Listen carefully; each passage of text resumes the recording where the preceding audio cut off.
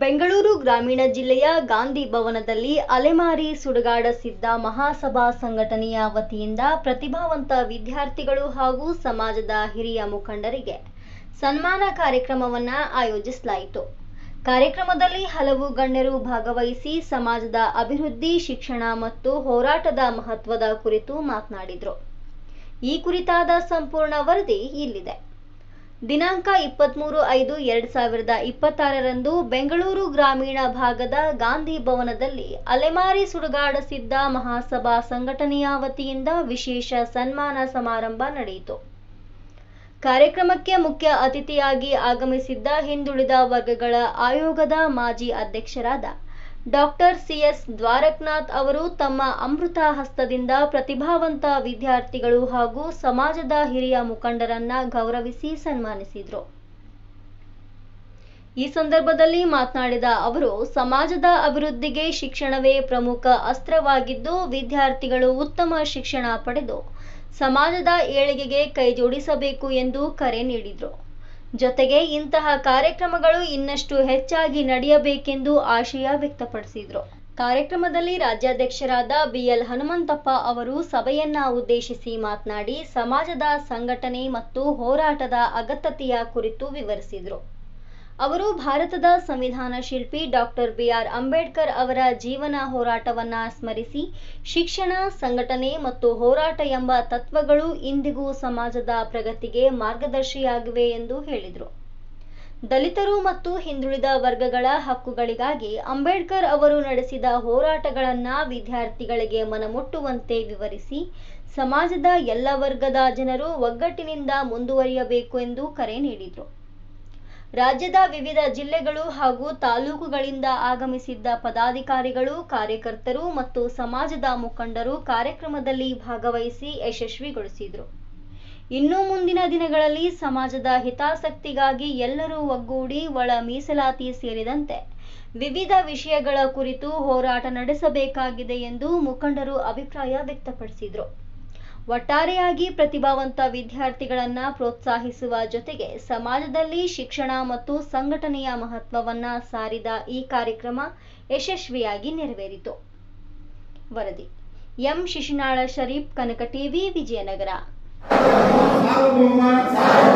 ಸಮಾಜವಾದಿ, ಜಾತ್ಯತೀತ, ಪ್ರಜಾಸತ್ತಾತ್ಮಕ ಗಣರಾಜ್ಯವನ್ನಾಗಿ ರೂಪಿಸುವುದಕ್ಕಾಗಿ ಭಾರತದ ಎಲ್ಲ ಪ್ರಜೆಗಳಿಗೆ ಸಾಮಾಜಿಕ, ಆರ್ಥಿಕ ಮತ್ತು ರಾಜಕೀಯ ನ್ಯಾಯವನ್ನು ವಿಚಾರ, ಅಭಿವ್ಯಕ್ತಿ, ನಂಬಿಕೆ, ಧರ್ಮ ಮತ್ತು ಉಪಾಸನೆಯ ಸ್ವಾತಂತ್ರ್ಯವನ್ನು, ಸ್ಥಾನಮಾನ ಮತ್ತು ಅವಕಾಶಗಳ ಸಮತೆಯನ್ನು ದೊರೆಯುವಂತೆ ಮಾಡುವುದಕ್ಕಾಗಿ ವ್ಯಕ್ತಿಯ ಭ್ರಾತೃತ್ವವನ್ನು ಮೂಡಿಸುವುದಕ್ಕಾಗಿ ದೃಢ ಸಂಕಲ್ಪ ಮಾಡಿ 1949ನೇ ಇಸ್ವಿಯ ನವೆಂಬರ್ ತಿಂಗಳ 26ನೇ ತಾರೀಕಿನಂದು ಈ ಸಂವಿಧಾನವನ್ನು ನಮಗೆ ನಾವೇ ಅರ್ಪಿಸಿಕೊಂಡು ಅಂಗೀಕರಿಸಿ ಶಾಸನವಾಗಿ ಇರಿಸಿಕೊಂಡಿದ್ದೇವೆ. ಜೈ ಸಂವಿಧಾನ.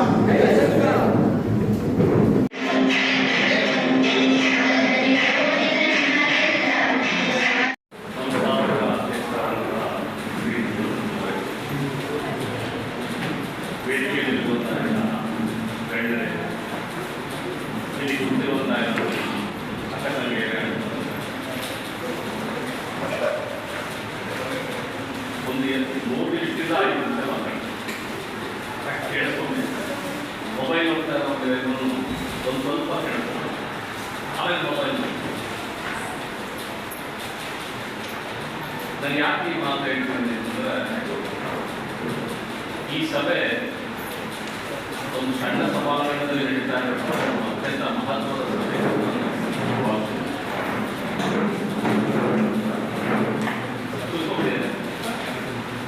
ಯಾಕೆ ಇದು ಮಹತ್ವದ ಸಭೆ ಅಂತ ಹೇಳಿದ್ರೆ,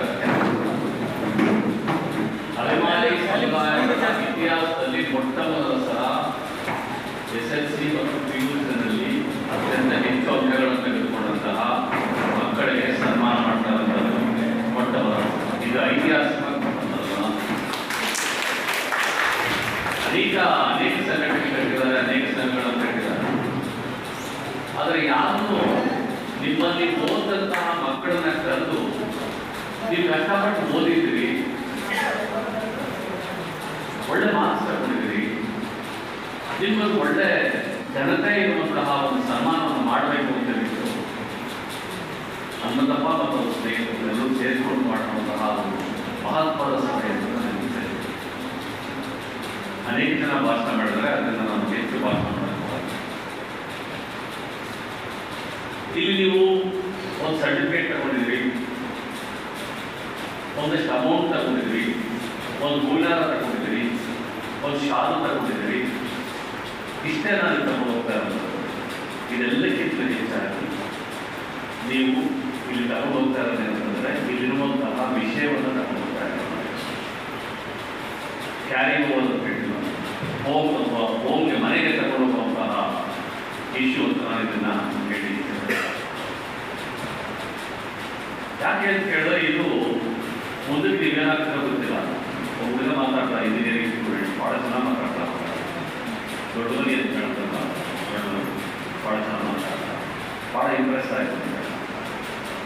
ಈ ಮಕ್ಕಳಿಗೆ ಈ ಸನ್ಮಾನ ಇದು ಪ್ರತಿಭಾ ಪುರಸ್ಕಾರ ಆಗುತ್ತಲ್ಲ, ಇದನ್ನು ಸುಮಾರು ನಾನು 25 ವರ್ಷಗಳಲ್ಲಿ ದೊಡ್ಡ ಸಮುದಾಯಗಳವರು ದೊಡ್ಡ ಪ್ರಮಾಣದಲ್ಲಿ ಈ ರೀತಿಯ ಸಮಾರಂಭನ ಮಾಡೋದು ನಾನು ನೋಡಿದ್ದೀನಿ.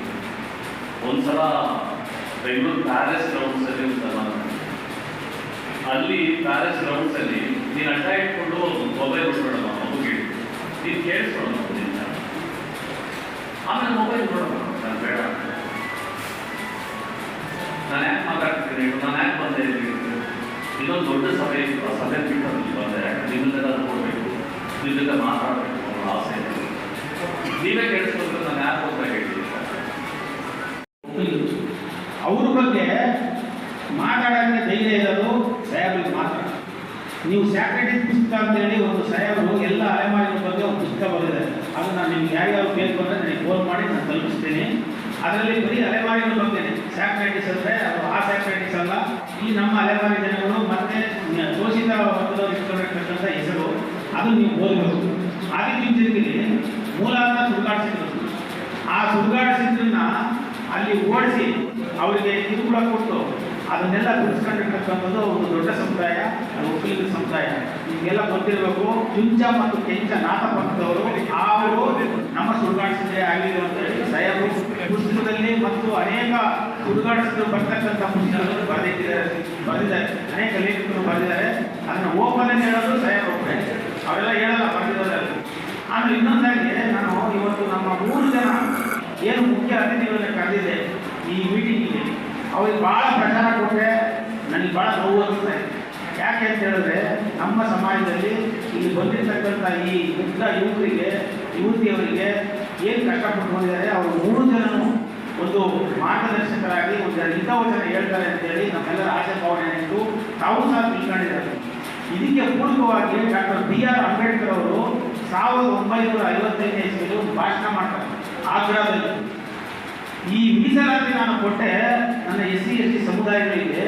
ಈ ಮೀಸಲಾತಿ ಕೊಟ್ಟದ್ರಿಂದ ಇವ್ರು ಏನು ಮಾಡೋದು ಅಂದರೆ ತಮ್ಮ ಹೆಂಡತಿ, ತಮ್ಮ ಮಕ್ಕಳು, ತಮ್ಮ ಕುಟುಂಬವನ್ನು ಸಾಕಿಕೊಂಡು ತಮ್ಮ ದೇವರುಗಳನ್ನು ಬೆಳೆಸ್ಕೊಂಡು ತಮ್ಮ ಊರಲ್ಲಿ ಎಂಜಾಯ್ ಮಾಡಿಕೊಂಡು ಅವರು ಜೀವನ ಮಾಡೋದು ಅಂತೇಳಿ ಕಣ್ಣೀರಾಗ್ತಾರೆ. ಯಾರು? ಬಾಬಾ ಸಾಹೇಬ್ ಅಂಬೇಡ್ಕರ್. ಇವತ್ತು ನಮ್ಮ ಸಮಾಜದಲ್ಲಿ ನಾವು ಪ್ರಚಾರ ಕೊಟ್ಟು ಅವರಿಗೆ ಬರಪ್ಪ ಅಂತ ಕಾಲಿ ಮುಗಿದು ಕೈ ಮುಗಿದು ನಿಮಿಷಕ್ಕೊಂದು ಮೆಸೇಜ್ ಹಾಕಿದ್ರೆ ಅವರು MBBS ಮಾಡಿ MDS ಮಾಡಿ IAS AS ಮಾಡಿ ಇವತ್ತು ಈ ಸಭೆಗೆ ಗೈರಾಗಿದೆ. ಇಂಥವ್ರ ಬಗ್ಗೆ ನೀವೇನು ಹೇಳ್ಬೇಕು ಅನ್ನೋದನ್ನ ನಾವೇ ತೀರ್ಮಾನ ತಗೊಳ್ಳಿ. ಅದು ಬಾಬಾ ಸಾಹೇಬ್ ಅಂಬೇಡ್ಕರ್ಗೂ ಅವತ್ತು ಅನುಭವ ಆಗಿತ್ತು. ನಮ್ಮ ಸಮಾಜದಲ್ಲಿ ಈ ಥರ ಜನಗಳು ಇದ್ದಾರೆ ಅನ್ನೋದನ್ನ ನಾವು ತಿಳ್ಕೋಬೇಕು. ಅದೇ ರೀತಿ ನಾವು ಬಾಬಾ ಸಾಹೇಬ್ ಅಂಬೇಡ್ಕರ್ನ ಯಾವಾಗ ನಮ್ಮ ಎದೆಯಲ್ಲಿ ಇಟ್ಕೋಬೇಕು, ಎದೆಯಲ್ಲಿ ಬೆಂಕಿ, ತಲೆಯಲ್ಲಿ ಜ್ಞಾನ ಇರಬೇಕು. ಬಾಬಾ ಸಾಹೇಬ್ ಅಂಬೇಡ್ಕರ್ ಬಗ್ಗೆ ತಿಳ್ಕೋಬೇಕಾದ್ರೆ ನೀವೆಲ್ಲರೂ ನೋಡಿ, ನಾವು ಹಾಕಿರೋ ಕೋಟು ಬೂಟು, ನೀವು ಹಾಕಿರೋ ಚಪ್ಪಲಿ, ನೀವು ಹಾಕಿರೋ ಟಿಕ್ಲಿ, ಮತ್ತೆ ನೀವು ಹಾಕಿರ್ತಕ್ಕಂಥ ಎಲ್ಲ ಒಂದು ಇದಕ್ಕೆ ಸಹಕಾರ ಕೊಟ್ಟದ್ದು ಬಾಬಾ ಸಾಹೇಬ್ ಅಂಬೇಡ್ಕರ್. ಇವತ್ತು ಬಾಬಾ ಸಾಹೇಬ್ ಅಂಬೇಡ್ಕರ್ ಇಲ್ಲ ಅಂತ ಹೇಳಿದ್ರೆ ನಾವು ಈ ಥರ ಮೀಟಿಂಗ್ ಮಾಡೋಕ್ಕೆ ಆಗ್ತಿರಲಿಲ್ಲ, ಈ ಥರ ಬಂದು ಓಡಾಡೋಕ್ಕೆ ಆಗ್ತಿರಲಿಲ್ಲ. 150-150 ವರ್ಷಗಳ ಹಿಂದೆ ನಾವೆಲ್ಲ ಒಂದು ಥರದ ಬಂದಿಯಾಗಿತ್ತು.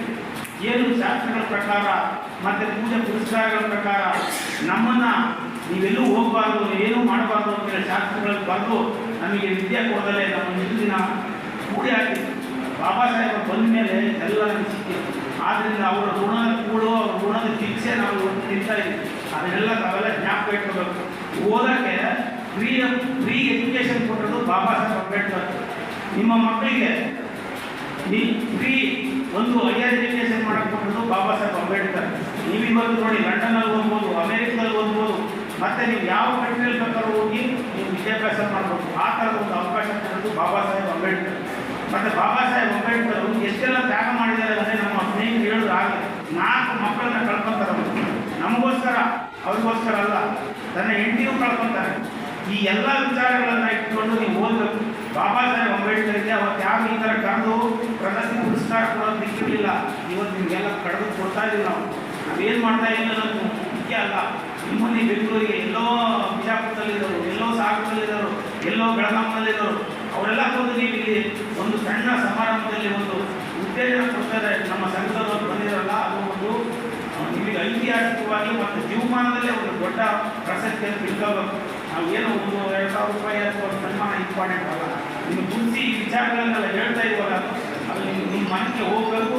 ಬಾಬಾ ಸಾಹೇಬ್ ಅಂಬೇಡ್ಕರ್ ಅವತ್ತು ಗಾಯಕ್ವಾಡ ಅಂತೇಳಿ, ಸಯ್ಯಾಜಿರಾವ್ ಗಾಯಕ್ವಾಡ ಅಂತೇಳಿ ಒಬ್ಬರೇ ಬರೋಡರ ರಾಯರವರು ಅವರು 3,000 ರೂಪಾಯಿ ದುಡ್ಡು ಕೊಡದಲ್ಲೇ ಇದ್ದಿದೆ. ಅವರು ಲಂಡನ್ ಅಮೇರಿಕ ಅವರು ಓದಕ್ಕೆ ಆಗ್ತದೆ, ದುಡ್ಡಿದ್ದರೆ ವಾಪಸ್ ಬರ್ತಾರೆ, ಬಿಟ್ಬಿಟ್ಟು ಬಂದು ಮತ್ತೆ ಹೋಗಿ ಓದ್ತಾರೆ. ಅವರು ಕಾನ್ಸ್ಟಿಟ್ಯೂಷನ್ ಬರೀತಾರೆ, ಸಂವಿಧಾನ ಬರೀತಾರೆ. ಸಂವಿಧಾನದಲ್ಲಿ ಏನು ಕೊಡ್ತಾರೆ ನಿಮಗೆಲ್ಲ ಹೇಳ್ತಾರೆ. ಎಸ್ಸಿಗಳಿಗೆ ಏನು ಕೊಟ್ಟಿದ್ದಾರೆ, ಎಲ್ಲ ಎಸ್ಸಿಗೆ ಮಾಡೋಗಿದ್ದಾರೆ ಅಂಬೇಡ್ಕರ್ ಅಂತ ಹೇಳ್ತಾರೆ.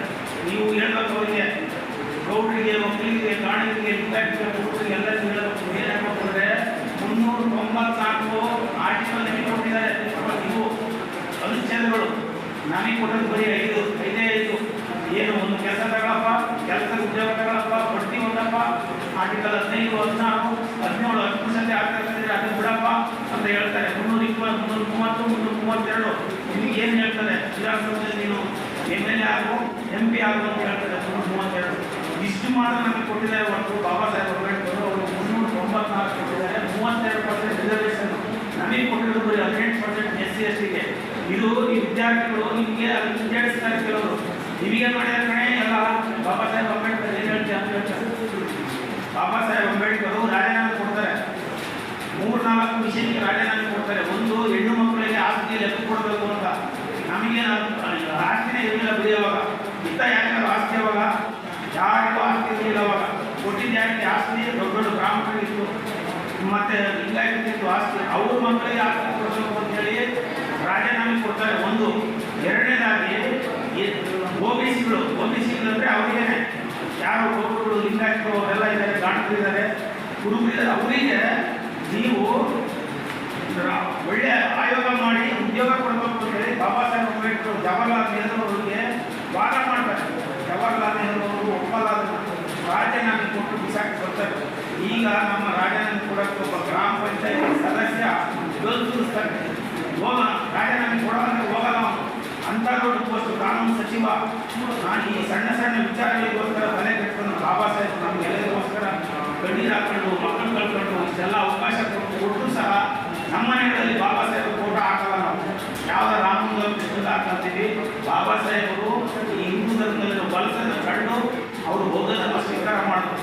ಬೌದ್ಧ ಧರ್ಮ ಸ್ವೀಕಾರ ಮಾಡಿ ಬೌದ್ಧ ಧರ್ಮದಲ್ಲಿ ಸೈಂಟಿಫಿಕ್ ಆಗಿದೆ ಮತ್ತು ಇದು ಭಾಳ ಹತ್ತಿರವಾಗಿದೆ ಸೈಂಟಿಫಿಕ್ ಅನ್ನೋದನ್ನು ತಿಳ್ಕೊಂಡು ಬಾಬಾ ಸಾಹೇಬ್ ಅಂಬೇಡ್ಕರ್ ಇಂತಹ ವಿಚಾರಗಳಿಂದ ಪ್ರೇರಿತರಾಗಿ ಎಲ್ಲರೂ ಸಹ ಮುಂದಿನ ದಿನಗಳಲ್ಲಿ ನಮ್ಮ ಹುಡುಗ ಹೇಳ್ದ IAS ಮಾಡಿ, KS ಮಾಡಿ, SPR, MPS ಮಾಡಿ, ಈ ಥರದ ಉದ್ಯೋಗಗಳು ಕಡೆ.